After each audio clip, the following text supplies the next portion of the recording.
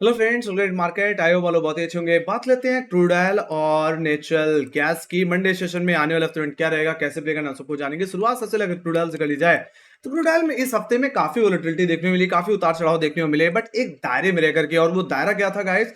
Generally 7000 से लेकर के 6800, ये ऑप्शन डेटा के हिसाब से रेंज है जिसके अंदर कहीं ना कहीं क्रूड ऑयल उठापटक करता रहा है। हालांकि देखा जाए तो हफ्ते के आखिरी दिन में क्रूड ऑयल अपने 10 और 20 डे एक्सपोनेंशियल मूविंग एवरेज के ऊपर निकल पाया। देखा जाए तो इससे पहले हम लगातार इसी दोनों मूविंग एवरेजेस पे रिजेक्शन लेते हुए दिख रहे थे। क्या ये पॉजिटिव इंडिकेशन है? सो फिलहाल देखा जाए तो अभी भी खतरे की तलवार कहीं की क्रूड ऑयल पे अभी भी लटकी हुई है, क्योंकि यस, इसराइल और हमास के बीच जो ये अभी युद्ध चल रहा है, वो जो जो जियोपॉलिटिकल रिस्क जो अभी भी कहीं ना कहीं क्रूड ऑयल के ऊपर बना हुआ है, मुझे लगता है वो चीज कहीं की क्रूड ऑयल में वॉलेटिलिटी रखेगी। तो ऐसे सिचुएशन में थोड़ा लेवल बेस्ड ट्रेडिंग ही करें तो ज्यादा बेहतर होगा। साथ ही साथ यस, डेफिनेटली आने वाले हफ्ते में कहीं ना कहीं यूएस के जो इंटरेस्ट रेट डिसीजन है उस पर भी बात होनी है गाइस। और ये कहीं ना कहीं आपको 2 तारीख को होता हुआ दिखेगा। ऑलराइट, जो कि रात में ही है, रात के 12 बजे फेड कॉन्फ्रेंस है। तो मुझे लगता है उससे पहले पूरा यूएस मार्केट हो चाहे पूरा ग्लोबल मार्केट हो, कहीं ना कहीं इस इवेंट का वेट जरूर करेंगे। और मेरा मानना है ये सिचुएशन क्रूड ऑयल के अंदर वोलेटिलिटी पैदा करेगी। हालांकि मैं सीधे अब टेक्निकल्स पे कूदूंगा, क्योंकि कोई खास ज्यादा फंडामेंटल न्यूज क्रूड ऑयल में नहीं है।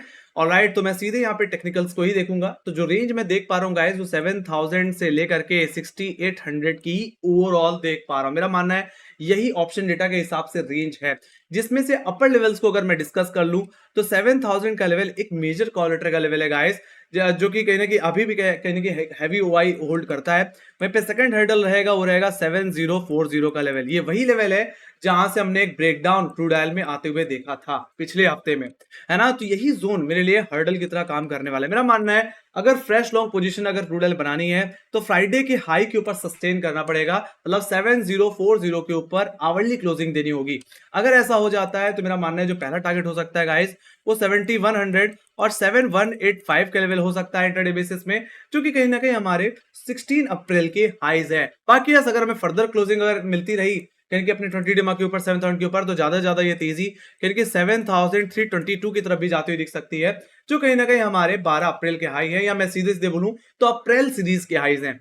तो वहां तक की स्विंग फिर हमें क्रूड ऑयल में फिर देखने को मिल जाएगी।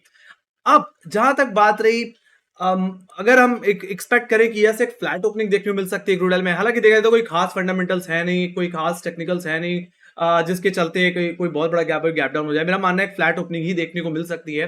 तो ऐसे सिचुएशन में अगर फ्लैट ओपनिंग हो 7000 तो एक बड़ा कॉलेटर का जोन है, फर्स्ट अटैम्प्ट में सेल जोन की तरह काम करेगा।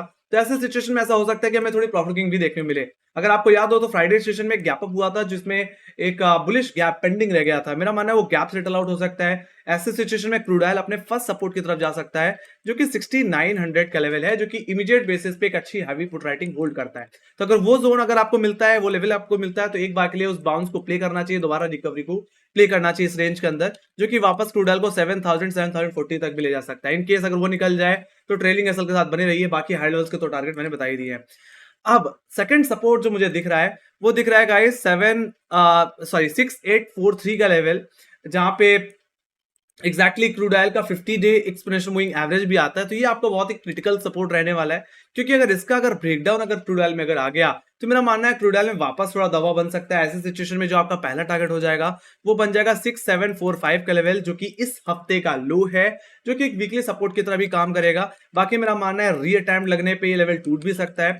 ऐसी सिचुएशन में जो आपके लिए सेकेंडरी टारगेट जो बन जाएगा वो बन जाएगा 6600 का लेवल, जो कि ओवरऑल क्रूड ऑयल का 200 डे एक्सपोनेंशियल मूविंग एवरेज है। हालांकि फर्स्ट अटैम्प्ट में जब भी क्रूड ऑयल अपने 200 एमआ की तरफ गया है, वहां से हमें शार्प रिकवरी जरूर देखने मिली है। तो मेरा मानना है ज्यादा से ज्यादा कोई बड़ी रिकवरी आनी हुई तो 6600 के जोन से ही आएगी करेक्शन के बाद।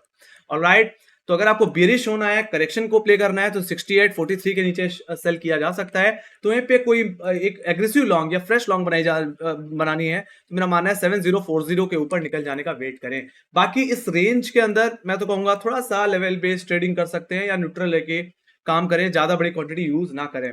ऑलराइट, सो ओवरऑल जो क्रूड का स्ट्रक्चर है वो कहने के थोड़ा न्यूट्रल से पॉजिटिव है। जिस तरह से 20 डेमा के ऊपर निकला है, सिर्फ निकालना है तो 7040 का लेवल निकल गया तो आप और तेजी देख पाओगे। हाई लेवल तो मैंने बार बार बता ही दिए।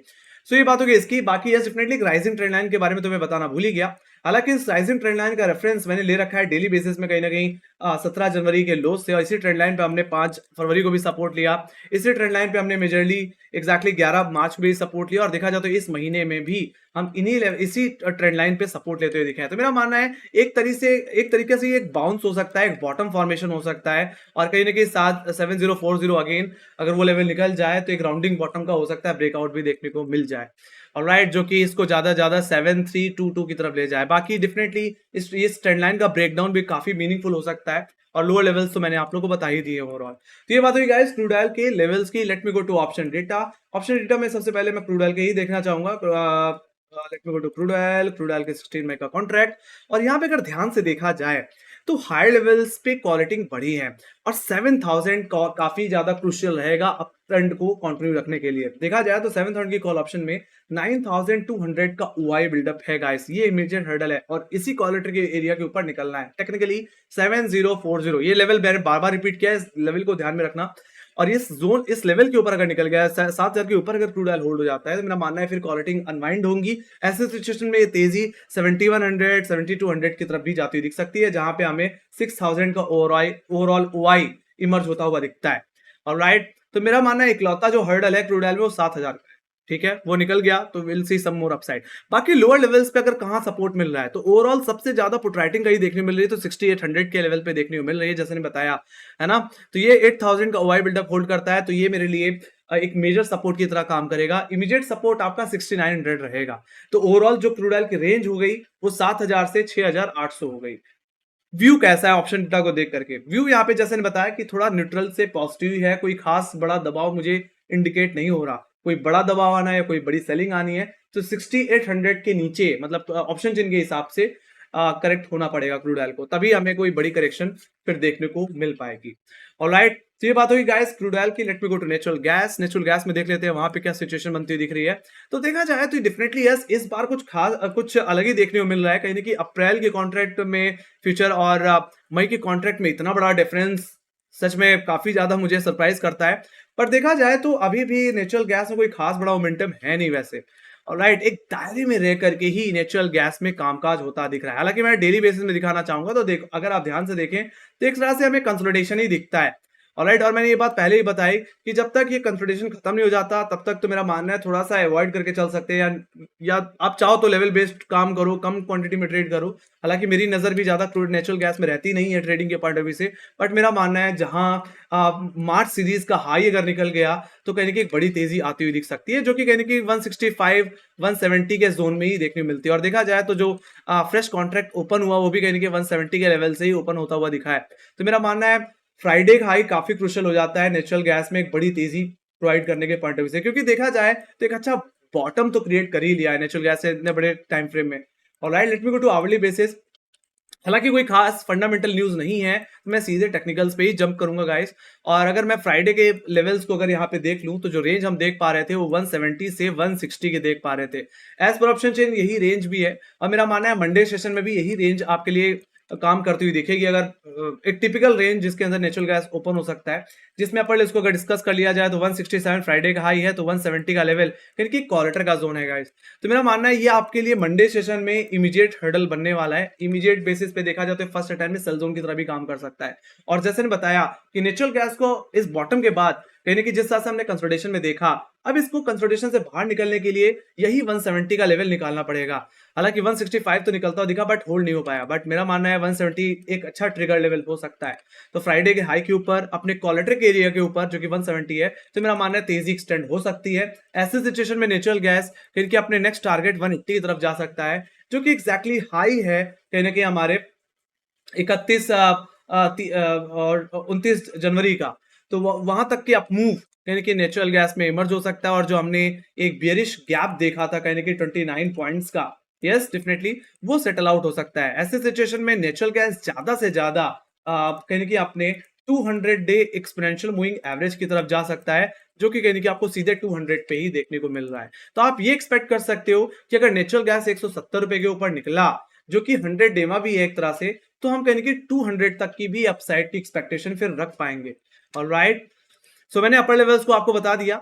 सो जहां तक बात रही अब लोअर लेवल्स की गाइस, तो 160 का लेवल्स पे फ्राइडे सेशन में काफी फ्रेश पुट राइटिंग इमर्ज हुई है। तो अगर नेचुरल गैस फ्लैट ओपन हो जाता है तो यही आपके लिए इमीडिएट सपोर्ट की तरह फिर काम करेगा। बट अगर 160 रुपए के नीचे अगर नेचुरल गैस अगर फिसलता हुआ दिख जाए तो मेरा मानना है नेचुरल गैस वापस अपने 50 डे एक्सपोनेंशियल मूविंग एवरेज जो कि 154 रुपए का लेवल है, जो कि मेरे लिए फर्स्ट टारगेट की तरह काम करेगा। तो वहीं पे सेकंड टारगेट जो बनता हुआ दिखेगा नेचुरल गैस का, वो बनेगा 148 का लेवल, जो कि नेचुरल गैस का 10 और 20 डे एक्सपोनेंशियल मूविंग एवरेज है। तो ये चीज ध्यान से देखना। अगर मंडे के दिन 160 रुपए के ऊपर होल्ड करे तो मैं तो कहूंगा 2-3 रुपए नीचे स्टॉप लॉस लगा करके दोबारा आप साइड को प्ले करो फ्राइडे के हाई तक के लिए। बाकी वो निकल गया तो डेफिनेटली आप ट्रेलिंग एसएल के साथ बने रह सकते हैं। तो वहीं पर अगर 160 रुपए के नीचे अगर नेचुरल गैस खुल रहा है तो ये जो मैंने टारगेट बताया, ये लेवल्स आपको फिर आते हुए दिख सकते हैं। ऑलराइट, अब जहां तक बात रही एक बड़ी कमजोरी की, तो मेरा मानना है नेचुरल गैस को वापस अपने 10 और 20 डे एक्सपोनेंशियल मूविंग एवरेज के नीचे आना पड़ेगा। अगर ऐसा हुआ तो फिर गिरावट वापस 140 133 की तरफ फिर जाती हुई दिखेगी, जो कि हमारे अप्रैल कॉन्ट्रैक्ट में हमने देखा। तो वहां तक का डाउन मूव फिर वापस आपको एक्सटेंड होता हुआ दिख सकता है। ऑलराइट, तो ये बात होगी गाइस नेचुरल गैस की। तो यहाँ पे थोड़ा सा व्यू हल्का फुल्का पॉजिटिव होता हुआ दिखा है। अब जरूरत है तो अपने हायर लेवल्स को होल्ड करने की, सस्टेन कर गया तो हम कहीं ना कहीं फिर अपने इस अप ट्रेंड में जो ये तेजी आई है उसमें एक अच्छा कंटिन्यूएशन फिर हम देख पाएंगे। ऑलराइट, तो ये बात हुई गाइस नेचुरल गैस के लेवल्स की। हालांकि आप ये जो गैप देख रहे हो तो इसको देख करके ज्यादा कंफ्यूज मत होना। एग्जैक्टली कहने की कॉन्ट्रैक्ट जब शिफ्ट होता है तो वो इस तरह से, जब प्राइस जब सेटल होता है तो इस तरह से हमें देखने को मिल जाता है।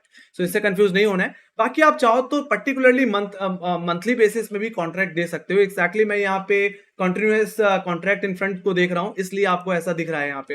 ऑलराइट, सो कंफ्यूज मत होना। ऑलराइट, बाकी लेवल्स को ध्यान में रखना और इसको आप अपने मई के कॉन्ट्रैक्ट में अप्लाई करके देख सकते हो, कोई दिक्कत की बात नहीं है। ऑलराइट, तो ये बात हो गाइस नेचुरल गैस के लेवल्स की, कहां से हमें क्या करके चलना है। Let me go to option data. Option data में जल्दी से चल लेते हैं और वहां पे देख लेते हैं क्या सिचुएशन देखने को मिल रही है। नेचुरल गैस का 24 मई का कॉन्ट्रैक्ट। तो अगर यहाँ पे अगर मैं ध्यान से देखूं तो एग्जैक्टली लोअर लेवल्स पे थोड़ी पुट राइटिंग तो आई है। कहीं ना कहीं 140 के पुट में, 150 के पुट ऑप्शन में और 160 के पुट ऑप्शन में ओआई इमर्ज हुआ है।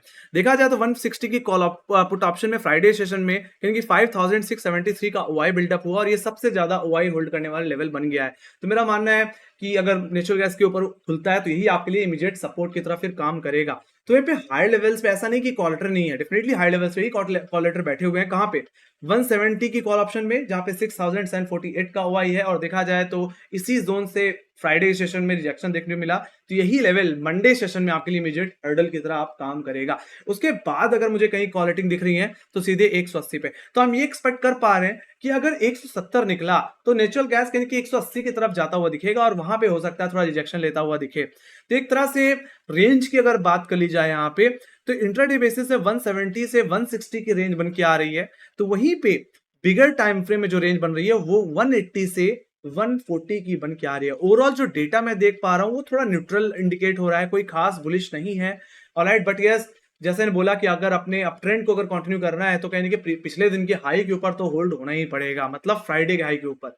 अब बाकी तो 10 और 20 डे के ऊपर अब नेचुरल गैस निकली गया है। So we can expect some positive move in upcoming days, let's see, I am just hoping. Okay, तो 170 आपके लिए इमीडिएट हर्डल, तो 180 आपके लिए मेजर हर्डल की तरह काम करेगा। लोअर लेवल्स पे 160 आपके लिए इमीडिएट सपोर्ट। तो फिर उसके बाद जो मेजर सपोर्ट देखने को मिल रहा है वो 150 140 के जोन में देखने को मिलता है। So that's the thing with